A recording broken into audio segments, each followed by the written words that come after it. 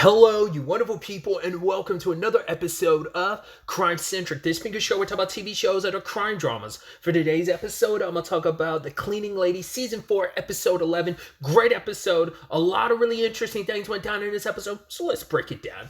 Okay, so we're immediately picking up where the last episode left off. Obviously, Tony's getting processed, and then, Herman is confronting her, and then Jorge shows up as our lawyer, and we finally get the insight of what this all was. Like, once again, my theory was like, okay, I know Jorge had something else planned, but I was thinking, like, could it be that he wanted her in the same prison with Ramona to try and handle this? It's like, no. His plan was, hey, Tony goes to prison, but I'm free. But whoever's orchestrating all of this will be upset, and that way they'll contact the person who is Heller's inside person, and that way it'll be a situation of, now you found out who the rat is. I mean, your inside person, and then I can get my wife, charges all that dropped and go away, because there's no because basically he's like, I could get all that thrown out in trial and stuff like that because of how the evidence about Rex, and all that was kind of planted with the photo and stuff. But obviously, like anything, nothing ever goes according to plan because there's always going to be snafus. So Tony was obviously highly upset with Jorge, but it's like, hey, this is the only thing I can do because I need to keep this whole thing under wrap. I mean, I have to be out and about because the cartel is turning against each other. And the fact is, innocent people, a family was killed, children were killed. So it's like the same thing could end up happening to Violetta or Luca. So it's like, we need to kind of handle this situation this way.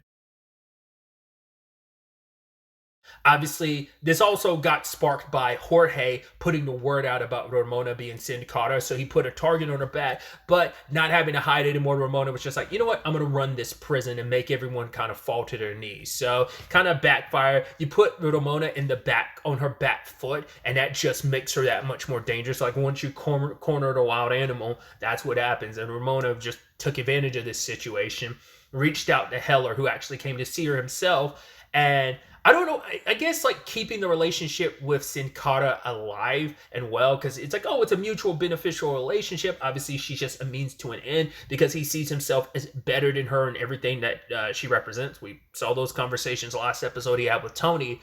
But yeah, he's setting everything up so Tony would end up in the same prison as Ramona, because it's not only Ramona getting her lick back, it's also him, because it's like, it's his retribution because you made a fool out of him last episode with everything that you did. So it's like, he's got to make you pay. It's like, I can't just look weak and let you get away with what you pulled on me. It's like, you're not going to just fleece me and get away with it. It's kind of like a win-win. Ramona and him are in good graces together in business. Granted, the moment Ramona probably dealt with Tony, he'd probably drop her because he'd probably he'd find some means in some way to probably deal with Ramona himself, or have someone else most likely deal with her. But yeah, Tony isn't supposed to be immediately shipped off to a prison. She's supposed to just stay in jail until her arraignment. But nope, she gets shipped off to a prison because all of this was orchestrated. And that guard, I don't know if they did that. It's hard to say, it doesn't seem like the guards are 100% on her payroll. It seems like her main people are the other prisoners. But that one guard that pushed Tony against the glass and made Ramona see her, I don't know if she orchestrated all of that just to make a point to kind of have Tony see her. Because I mean, to be fair, and for she could see Tony, because it'd be a moot point because she already knows Tony's going to end up at the prison. But it could have also been a point just to see that fear in Tony's eye, being like, crap, I'm in the same prison of Ramona, and we're meeting eye to eye. So, but yeah, everyone is there serving Ramona, and they're like, ooh, we know what you did to Ramona. So trying to make Tony, obviously she is fresh meat in the prison. She has her cellmate Cheryl, who's like, yo, didn't she say she's serving she had already been in prison for 32 years. I think she was serving 3 life sentences or something like that. So she's trying to show Tony the ropes. It's like, you kind of have to pay and I'll help you out. The moment she was kind of her hand being what it was, ended up being an arthritis situation. I was like, well, Tony's probably going to help you out. The benefits of having a doctor, well, there already is a doctor in the prison, but to have your cellmate be a doctor, I think could come in handy. But I wasn't expecting Cheryl to like sell her up the river so quickly. And even Cheryl didn't feel good about it, but it's like, hey, you got to survive. She's like, I stay in Ramona's good graces and she leaves me alone. I guess it's just like her issue with Ramona is like, well, I mean, nothing ever came up about like she has her own beef with Sin Cara. Some people there do have beef with Sin Cara. That was the whole reason why Ramona initially didn't want word to get out about who she was, and now that it was, she kind of basically broke people into submission.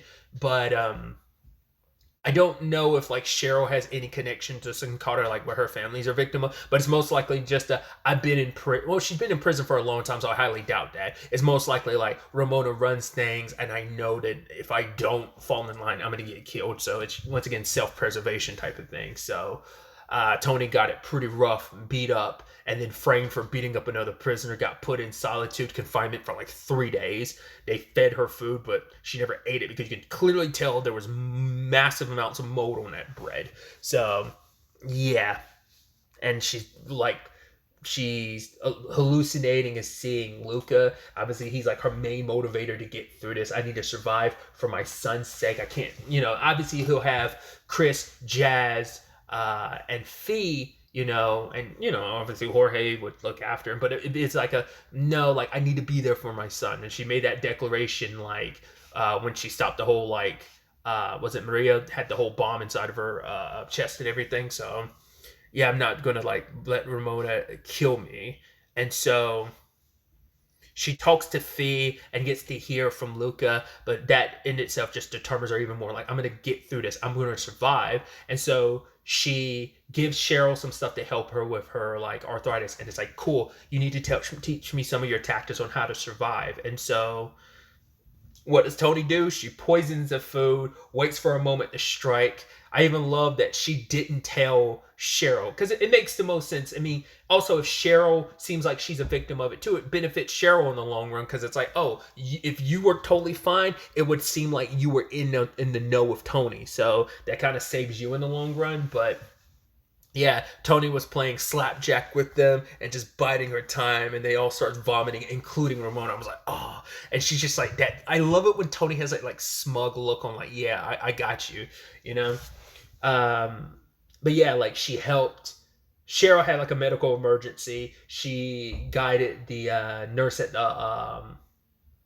the prison through everything, picked up a pair of scissors, basically sharpened them up to Shiv status.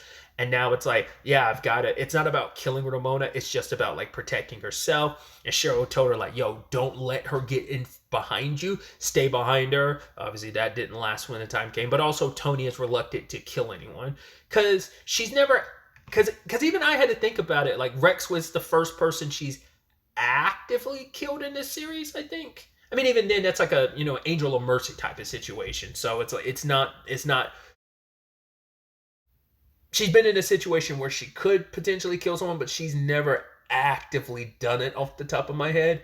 So I do feel like Ramona will be the first person she ever actively kills. We'll see how the whole situation plays out. I've only seen this episode. I haven't seen episode 12 yet, so we'll see how that all shakes up and plays out. But either way, she's hesitant to kind of, once again, doctors do take the oath of do no harm.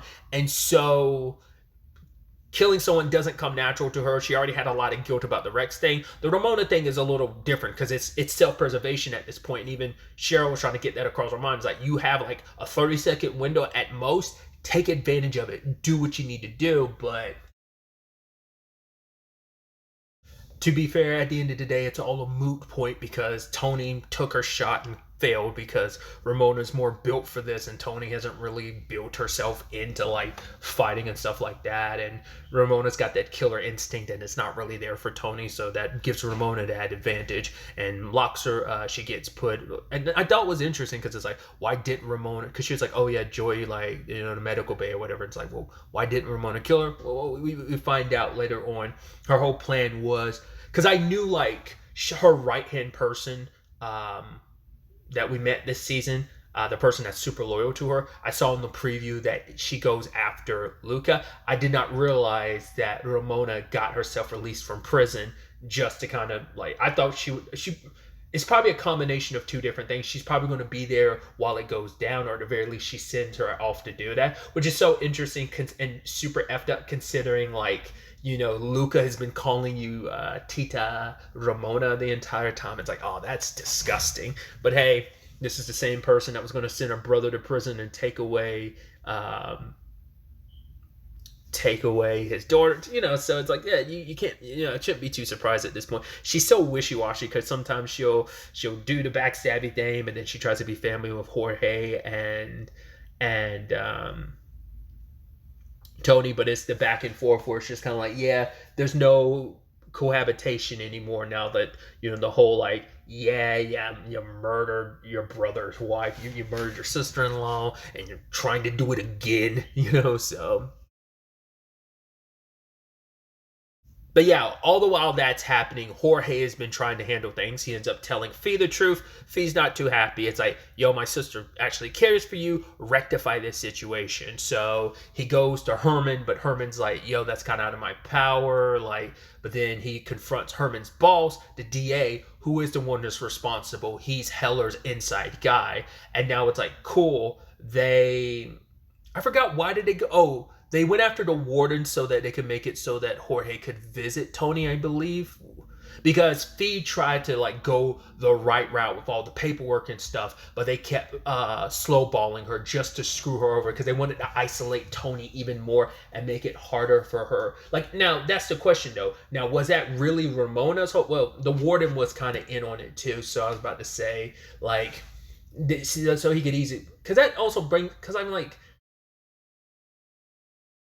Because, like I said, because it made me question, like, how many of the guards are on the payroll and stuff like that, but some of them might not be. They might just, I don't know, some of the actions this episode made it seem like they were. Definitely the warden is, but who knows, like, how many of, like, the guards actually are. How many of them are, but I was about to say, how much of, like, the roadblock Fee was dealing with, how much of that was, like, no, Ramona manipulating the warden to do all that, and how much of that was just legitimate red tape and BS that kind of got in the way. It felt like the amount of forms she filled out and filed and then, like, kept getting blocked, that it's like, no, it's definitely like a Ramona manipulating the situation. So Jorge made the decision of going after the DA. Even though it's a big target, he doesn't care. This guy put that target on his back the moment he did what he did. So Jorge makes him overdose on the oxy that he takes and makes him drown in the pool. And it's kind of, I love that line from Jorge where he's like, oh, like, the irony being that if my wife was here right now, she'd be fighting to save your life. But now this could have all been avoided if you hadn't done what you've done. So the irony is we wouldn't even be in this situation. It's a bit of a catch-22. We're in this situation because you locked up my wife, and my wife would be the only one that would spare your life right now, but you locked her up, It's kind of interesting. And very true, because she would stop Jorge from doing something like this. But it's like, yeah. So now that the DA's been removed, Herman now gets a job promotion, which Herman even claims later on, like, okay, I'm going to help out Tony, but I'm not doing it for you. I'm not doing it for Tony. I'm not doing it for Tony or doing it for you. I'm doing it because her crazy sister kind of came to me. And it's like, Fee kind of laid it all out, being like, yo, you see these two kids? Luca, she did so much for Luca. She traveled to a completely different country, even with the circumstances being what they were, because she would do whatever it takes to save her son. She became a new mom for Violetta. Are you really going to, like, punish Tony for this? And it's like, well, Tony, dug her own grave. She made her own bed. But it's like, Tony did whatever she could. You're going to punish her. Like, yes, she might have done some wrong, but she's a good person that doesn't deserve this. It's like, you can look at things from, like, it's not what she said, but kind of the perspective of, like, it's ivory tower. Like, you don't know what it's like to live in our situation. Like, the fact is, Tony did some bad stuff, but she's willing to, like, clean and do whatever it takes if it means surviving, protecting her child. Fee laid it on thick and kind of guilt tripped him with everything. So, I mean, obviously, it's like, yo, it's my sister that's in a situation. I want her to be safe. Like, are you going to rob this child of his mom? I mean, she's also got to deal with like the whole like, oh yeah, like she put a down payment on a house, and once again, kind of getting screwed over because someone else put in a larger payment, and so it looks like the house is going to be taken from. It's actually really effed up. They're still there, having like a family moment because of the whole Tony thing, and lo and behold, the lady is already showing off the house. My conspiracy brain immediately was like, you don't think someone effed up like Ramona like bought the house just to like twist the knife deeper, or Heller did? Like that's what I was thinking, but it seemed like it was just some random couple or person. So, but yeah, Fee ended up being able to buy everything because Chris gave his money, like from him and was it Ted? Their videos, plus all the ladies that work for Fee give some of their money too, and it was enough for them to buy their home because for it's like, yo, you already do so much for so many other people, Fee. Let us do this for you. So yeah, I thought that was beautiful. But yeah, obviously everything comes to a head with, like I brought up earlier, Ramona getting out of prison. It wasn't like some legal means of getting out of prison, because that still would have taken a while, even with like her machinations and stuff. It's like, why don't I just bring a full blown, oh god, what's the name of that vehicle, whatever the case may be, heavy machinery, the literally break down a wall, some people got out. That's going to be a whole issue in itself, as well as Ramona going to Luca. So that's where things end for that episode. So obviously leading up into the events of the season finale, which I'm going to watch after this, but I'm very excited to see how this season wraps up. I get the feeling, like I said, Ramona's not going to survive this. It's not going to be Jorge. It's definitely going to be God, Tony that does it.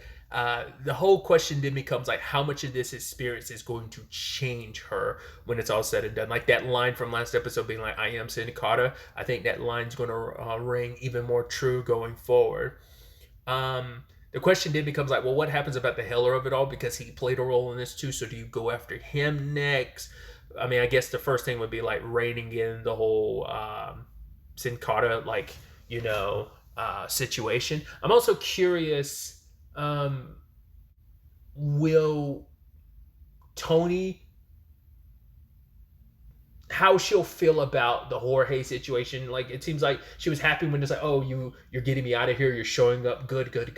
But I don't know.